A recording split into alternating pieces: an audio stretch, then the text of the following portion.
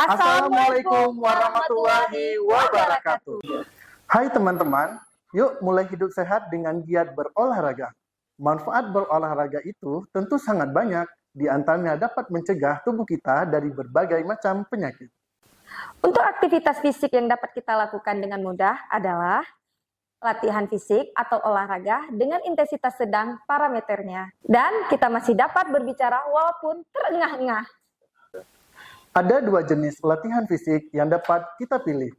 Di antaranya ada latihan aerobik dan latihan anaerobik. Untuk latihan aerobik yang dapat kita lakukan seperti berlari, berjalan, dan senam. Sedangkan latihan fisik anaerobik yang dapat kita lakukan seperti sit up dan push up.